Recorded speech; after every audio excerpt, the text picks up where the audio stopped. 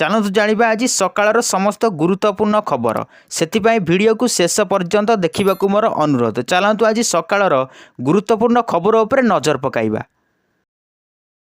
परवर्ती खबर चाकिरिया फेराई ration card. अयोग्य हिताधिकारी संख्या जानिबा और अयोग्य हिताधिकारी को एथिरे सामिल करने जून मासर राशन कार्ड सहित ई-केवाईसी अपडेट करा जाउछि। एथि मध्यरे कार्ड हातेइतिबा सरकारी कर्मचारी मानक तालिका प्रस्तुत करा जाइछि। प्रथम पर्याय रे केवल अधिक दरमा पाउथिबा नियम अनुसार अयोग्य हिताधिकारी कार्ड फेरस्त रखा जाइछि। योग्य व्यक्ति माने परवर्ती समय रे सामिल होई पारिबे बोली से कहिसंती। फेब्रुआरी 25 तारिख जाए राशन कार्ड ई-केवाईसी करि पारिबे।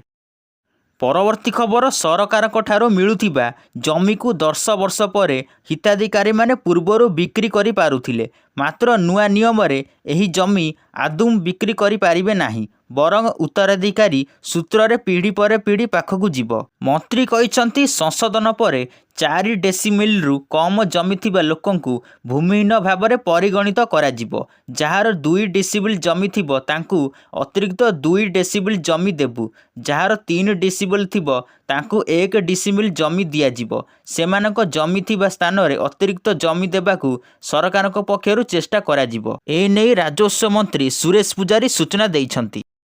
परवर्ती खबर प्रतिवर्ष पीएम किसान योजना अधीन रे कृषक मानक 6000 टंका दिया जाउछि। एही टंका कृषकक बैंक अकाउंट रे 2000 टंका लेखाएं 3टी किस्ती रे जमा करा जाए। आगामी दिन रे एही योजनार 19तम किस्ती मिलिबाकु जाउछि। एहाकु अपेक्षा करिथिबा कृषकक लागि खुशी खबर, कारण केबे एही टंका अकाउंट को आसीबो ताहा जणा पड़िछि। बैंक खाता रे एही मासरे टंका जमा हेबो, ए नै तारीख मध्य चूड़ांत होई सारिछि। प्रधानमंत्री नरेंद्र मोदी एही मास 24 तारीख रे बिहार रु 19तम किस्ती चाषी अकाउंट को पठाइबे।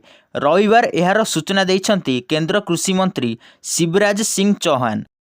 परवर्ती खबर राशन कार्ड संबंधी विषय आयुष्मान कार्ड बातिल हेबो। राशन कार्ड बातिल हेबा परे मध्य बहु संख्यक लोक आयुष्मान कार्ड रे सुविधा नेउछंती। निकटरे आयुष्मान कार्ड रे ठकई बंद करने सरकार निष्पत्ति नेइछंती। आयुष्मान योजना अधीन रे एक कार्ड पाइबा पई आवेदनकारी एक राशन कार्ड हेबा आवश्यक। एभली परिस्थिति रे राज्य एभली अनेक मामला सामना को आसीछि जेउथिरे पूर्वरु लोकंक पाखरे राशन कार्ड थिला, तापरे सेमानकर आयुष्मान कार्ड मध्य तैयारी करा जाइथिला। परे जेतेबेले खाद्य विभाग एक जांच अभियान करिथिला, अनेक अयोग्य व्यक्ति सेमानक राशन कार्ड समर्पण करिथिया बेले अनेक बातिल होइथिले। निकटर आयुष्मान कार्ड रे ठकई बंद करिबाकू सरकारक निर्देश रे राज्य स्वास्थ्य प्राधिकरण कार्ड जांच आरंभ करिसंती।